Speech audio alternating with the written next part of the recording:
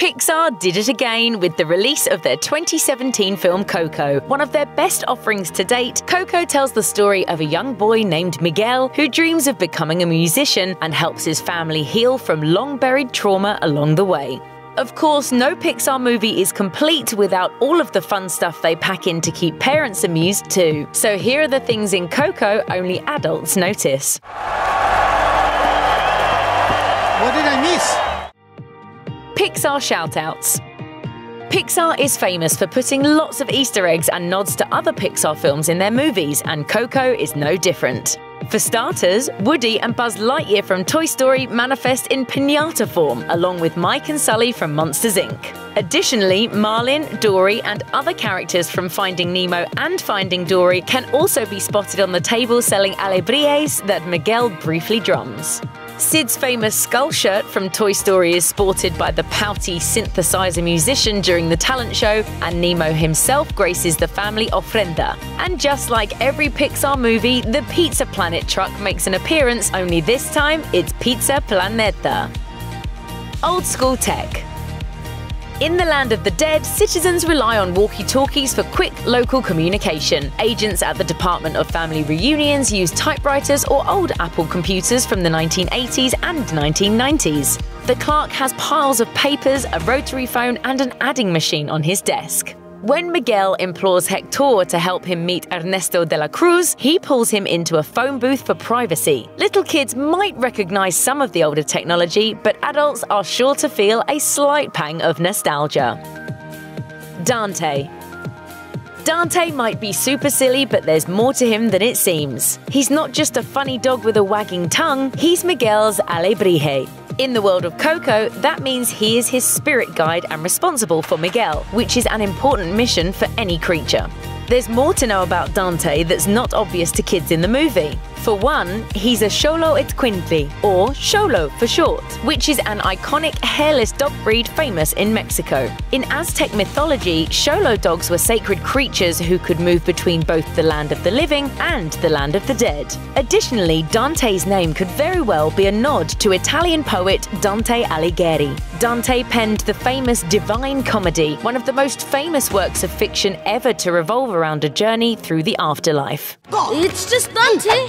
Never name a street dog. They'll follow you forever. Pour one out. One of the many emotional scenes in Coco is Hector's visit with Chicharron, a friend and neighbor of Hector's in the land of the dead.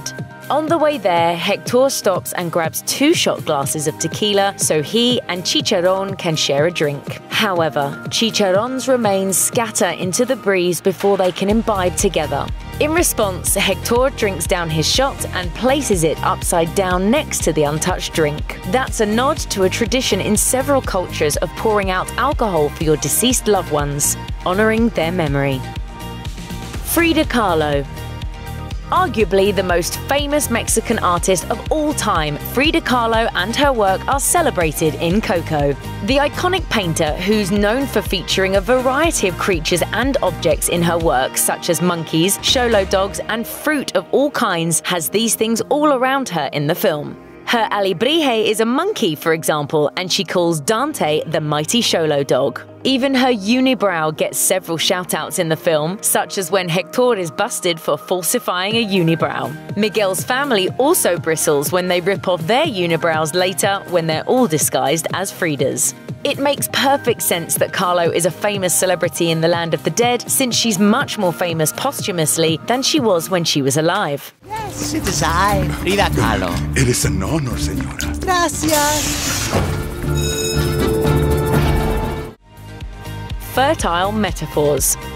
Kahlo is also well known for depicting her face and body in her paintings and some of the complicated issues that come with being a woman. Pixar somehow figured out a way to reference multiple explicit paintings throughout her performance scene in Coco in a child-safe way, while also making sure adults watching would immediately see the nod. Tiny Frida Kahlos crawl out of a papaya and nurse on a cactus, both metaphors for female anatomy and both referencing specific paintings we can't exactly show here. Adult viewers will notice this right away though, and so do the characters in the film.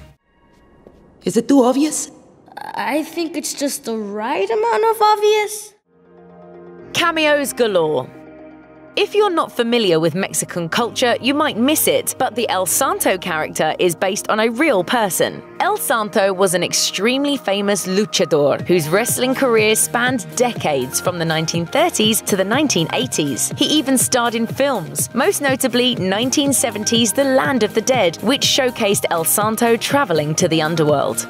There are also other nods to famous Mexican celebrities and legends which young kids won't pick up on. El Santo's red carpet date is Maria Felix, a famous Mexican actress. Actors Pedro Infante and Jorge Negrete, long famous in Mexico, get a hug from De La Cruz at his mansion blowout.